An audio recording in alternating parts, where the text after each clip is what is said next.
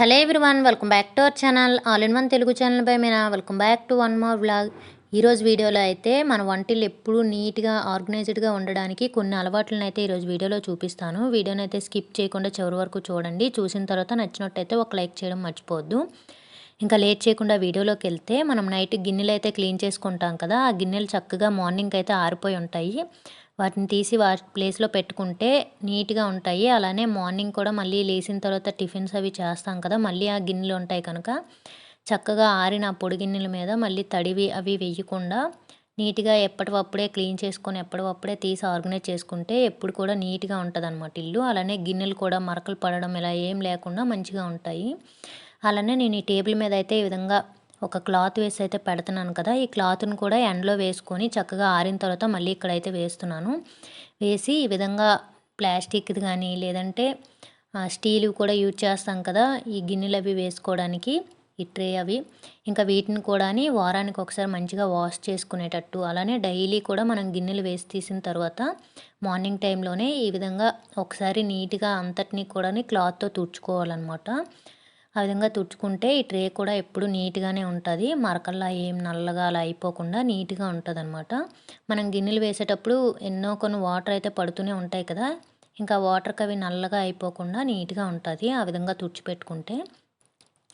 Next వచ్చేసరికి ఈ విధంగా ప్లాట్ఫామ్ మీద డైరెక్ట్గా ఉల్లిపాయలు కానీ బంగాళదుంపలు తొక్క తీసేటప్పుడు వేసేయకుండా ఒక న్యూస్ పేపర్ కానీ లేదంటే ఒక చిన్న గిన్నె కానీ పెట్టుకొని దాంట్లో వేసుకుంటే మళ్ళీ మనకి అది ఎత్తే పని ఉండదు, శ్రమ ఉండదు. అలానే ప్లాట్ఫామ్ కూడా నీట్గా ఉంటుంది అనమాట, క్లీన్గా. ఈ విధంగా ఏదో ఒకటి పెట్టుకొని దాంట్లో వేసుకుంటే ఇంకా అలానే మనం టిఫిన్ కానీ ఏదైనా గిన్నెలు యూజ్ చేసిన వెంటనే అవి క్లీన్ చేసి పెట్టుకుంటే నీట్గా ఉంటుంది. ఎప్పటికప్పుడే పని కూడా అయిపోతుంది. గిన్నెలు కూడా ఎక్కువ అలా అయిపోకుండా ఎప్పటి గిన్నెలు అప్పుడైతే క్లీన్ అయిపోతాయి అన్నమాట. మనం మార్నింగ్ ఇవి మధ్యాహ్నం ఉంచేస్తే చాలా ఎక్కువ అయిపోతాయి. క్లీన్ చేసేటప్పుడు కూడా చాలా కష్టంగా ఉంటుంది అనమాట. అవి కూడా ఎండిపోయి క్లీన్ చేయడం కూడా కష్టమైపోద్ది కనుక ఎప్పటి గిన్నెలు అప్పుడే క్లీన్ చేసి పెట్టుకోవాలి. అలానే ప్లాట్ఫామ్ పైన కూడా వంటది చేసేటప్పుడు అన్నీ తీసి అయితే పెడుతూ ఉంటాం కదా, వెంటనే తీయలేం కనుక ఆ పని పూర్తయిపోయిన వెంటనే నీట్గా ఏవైతే యూజ్ చేసామో వాటన్నింటినీ తీసేసి వాటి ప్లేసులో అవి పెట్టుకొని ప్లాట్ఫామ్ అలానే వాటరీగా లేకుండా నీట్గా తుడిచిపెట్టుకోవాలన్నమాట. మనం కిచెన్లో దేనికి దానికి సపరేట్గా నాప్కిన్స్ని కానీ యూజ్ చేసుకుంటే దేనికి దానికి సపరేట్గా ఉంటాయి అన్నమాట. అన్నిటికీ ఒకటే కాకుండా వేరువేరేగా నాప్కిన్స్ని అయితే పెట్టుకోవాలి. తుడవడానికి, స్టవ్ తుడవడానికి, గిన్నెలు తుడవడానికి ఇలా సపరేట్గా. అలానే ఈ విధంగా ఒక స్వైపర్ ఉంటే దాంతో కానీ కిచెన్పై ప్లాట్ఫామ్పై ఉండే వాటర్ అంతా నీట్గా స్క్వీజ్ అయిపోతాయి అనమాట, తీసేయచ్చు ఆ స్వైపర్తో. అలా ఒక స్వైపర్ని అయితే కిచెన్లో అయితే పెట్టుకోండి. నెక్స్ట్ వచ్చేసరికి మనం వంట మార్నింగ్ టిఫిన్స్ కానీ మధ్యాహ్నం లంచ్ కానీ ఇలా ప్రిపేర్ చేసిన వెంటనే స్టవ్ను కూడా క్లీన్ చేసుకోవడం ఒక అలవాటు పెట్టుకుంటే స్టవ్ ఎప్పుడు నీట్గా ఉంటుంది అనమాట. ఎప్పుడు జిడ్డుగా కాకుండా నీట్గా ఉంటుంది. ఎక్కువ రోజులు ఎటువంటి రిపేర్స్ ఇలాంటివి రాకుండా కూడా ఉంటాయి అన్నమాట. స్టవ్ కూడా ఇలా స్ప్రేలా ఏం చేయాల్సిన అవసరం లేదు. నార్మల్గా క్లాత్తో తుడిచేసినా పర్వాలేదు. కాకపోతే టిఫిన్ అయిన వెంటనే కూడా ఒకసారి తుడుచుకోవడం, లంచ్ ప్రిపరేషన్ అంతా అయిపోయిన తర్వాత ఒకసారి తుడిచిపెట్టుకోవడం ఇలా చేసుకుంటే ఎప్పుడు చూసినా సరే స్టవ్ కొత్త దానిలో నీట్గా మెరుస్తూనే ఉంటుంది. దాంతోపాటు కిచెన్ వెనక వైపు ఉండే ఆ టైల్స్ని కూడా మనం వంట అయిన ప్రతిసారి కూడా నీట్గా తుడుచుకోవాలి. ఇవి మనకు కొద్దిగా జిడ్డుగా అనిపిస్తే వేడి నీటిలో నార్మల్ క్లాత్ ముంచేసి కూడా తుడుచుకున్నా నీట్గా వదిలేస్తుంది అనమాట. జిడ్డు టైప్ ఇలాంటి మరకలేమీ లేకుండా మంచిగా వదిలేస్తుంది. అలానే అదే క్లాత్తో ఈ విధంగా స్టవ్ కింద కూడా నీట్గా తుడిచిపెట్టుకుంటే నీట్గా ఉంటుంది. మనం వంట చేసేటప్పుడు కొద్దిగా తుల్లుతూ ఉంటుంది కదా, వెనక్కి తాలింపు పెట్టేటప్పుడు కానీ ఇలా ఏది చేసినా సరే అలా తుల్లేటప్పుడు ఆ జిడ్డు పట్టేయకుండా మంచిగా ఇదవుతుంది అనమాట. క్లీన్ చేసుకుంటే ఎప్పటికప్పుడు నీట్గా ఉంటుంది. నెక్స్ట్ వచ్చేసరికి ఆయిల్ బాటిల్స్ పెట్టుకోవడానికి ఈ విధంగా ఏదో ఒక ట్రే టైప్ ఏదో ఒకటి పెడుతూ ఉంటాం కదా. మనం ఎంత నీట్గా తుడిచిపెట్టినా సరే ఎప్పుడో ఒకసారి చిన్నగా సైడ్లంతా స్ప్లిట్ అయ్యి అదంతా కింద ఈ విధంగా ఆయిలీ అయితే అయిపోతుంది. వీటిని కూడా ఒక 4 రోజులకు ఒకసారి ఇలా పేపర్స్ అవి చేంజ్ చేసుకొని మళ్ళీ వేరే పేపర్ అది పెట్టుకోవడం, ఇలాంటి అలవాటు అయితే చేసుకోవాలి. నేనైతే ఈ విధంగా ఒక చిన్న ట్రే టైపు ఈ బాక్స్లో అయితే పెట్టుకుంటున్నాను ఈ ఆయిల్ బాటిల్స్. నేను కింద అయితే పేపర్స్ అయితే వేశాను.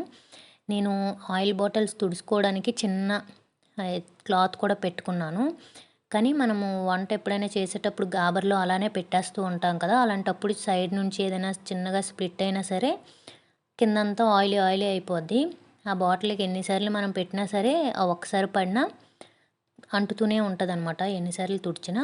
అలాంటప్పుడు ఈ విధంగా పేపర్ని మార్చుకొని మళ్ళీ ఒకసారి తుడుచుకొని నీట్గా పెట్టుకుంటే ఆయిల్ బాటిల్స్ కూడా నీట్గా ఉంటాయి. అలానే పట్టుకునేటప్పుడు కూడా జారడం ఇలా ఏం లేకుండా మంచిగా ఉంటాయి అన్నమాట.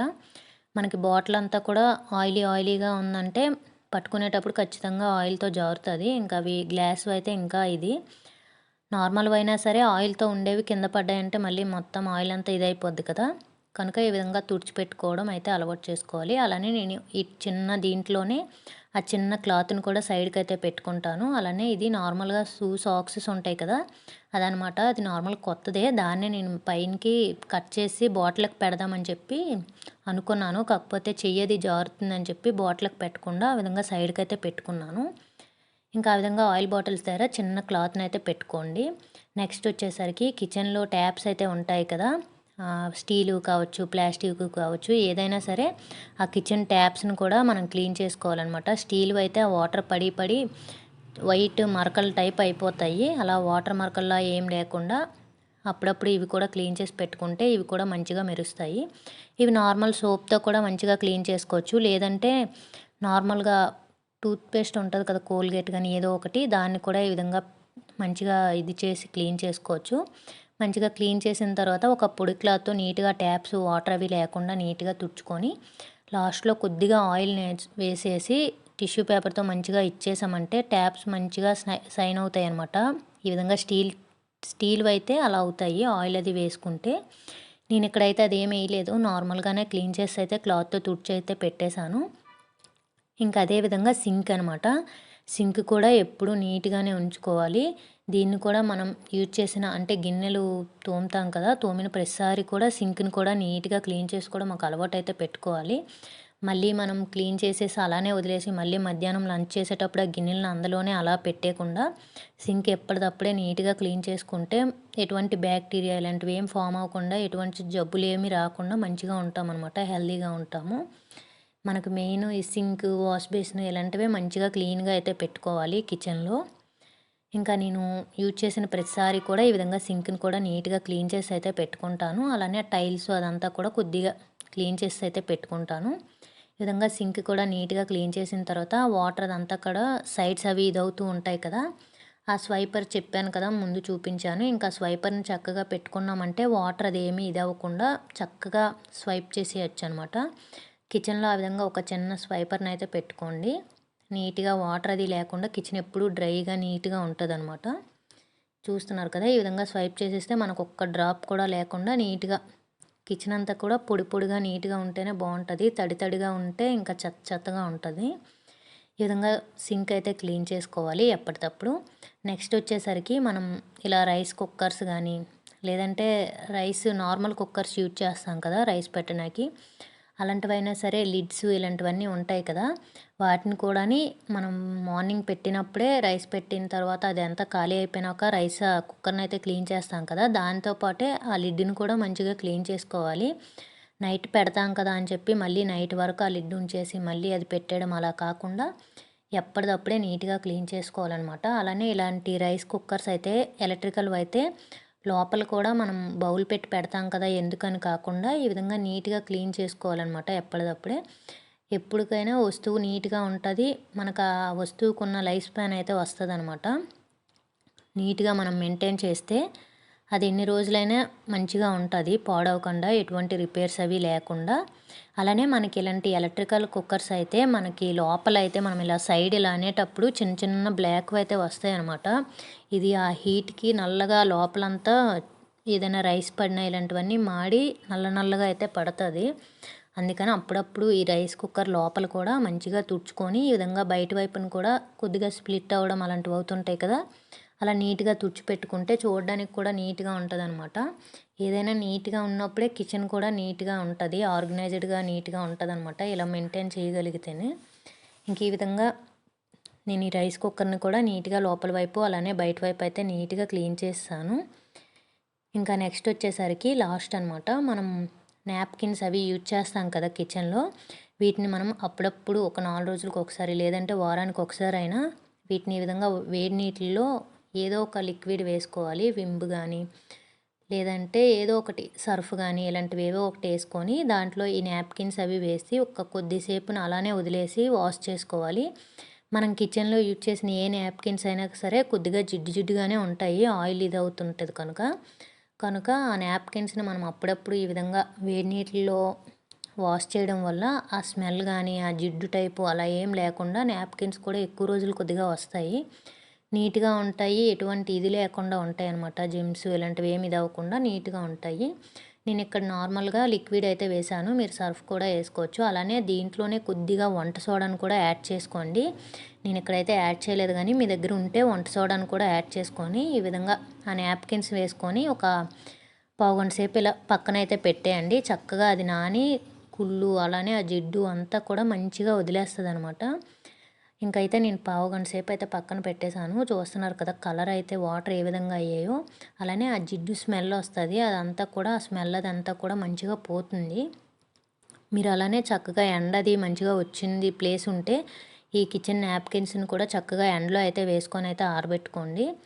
మంచిగా మనకి ఎండలో మంచిగా ఏదైనా ఆరాయంటే కిచెన్ నాప్కిన్స్ కానీ గిన్నెలు కానీ ఇలాంటివన్నీ ఎండొచ్చిన ప్లేస్లో పెట్టుకుంటే ఈ కిచెన్ నాప్కిన్స్ ఏంటంటే ఆయిలీగా కొద్దిగా స్మెల్ వస్తాయి అనమాట, ఆయిల్ జిడ్డు స్మెల్ టైపు. ఆ స్మెల్ అది లేకుండా మంచిగా ఆరిపోతాయి. ఇంక ఈ విధంగా అయితే నేను ఈ నాప్కిన్స్ని అయితే వారానికి ఒకసారి ఈ విధంగా వేడి నీటిలో వేసి అయితే వాష్ చేసుకుంటాను. ఈ విధంగా కొన్ని అలవాట్లను కానీ మనం చేసుకుంటే కిచెన్ ఎప్పుడూ నీట్గా కొత్తదానిలా మంచిగా మెయింటైన్ చేయొచ్చు. అలానే మనం యూజ్ చేసే పోపులు కానీ ఇలాంటివన్నీ పోపుల బాక్స్ కానీ పసుపు అవి వేసుకునే అవి కానీ అప్పుడప్పుడు క్లాత్ పెట్టి తుడవడం ఇలాంటి చిన్న చిన్న అలవాట్లు చేసుకుంటే కిచెన్ ఎప్పుడూ నీట్గా ఉంటుంది అనమాట. అలానే ఇప్పుడు ఈ గిన్నెను కూడా నేను వెంటనే క్లీన్ చేసి అయితే పెట్టేస్తున్నాను. ఎప్పటి పని అప్పుడు చేసుకున్న కిచెన్ ఎప్పుడూ నీట్గా ఉంటుంది. ఇంకా ఇదనమాట ఈరోజుటి వీడియో. ఈ వీడియో కనుక మీకు నచ్చినట్టయితే please do like, share and subscribe to my channel. ఎవరికైనా ఉపయోగపడుతుందంటే వీడియోని అయితే షేర్ చేయండి. Thank you for watching. Bye bye. See you on next video.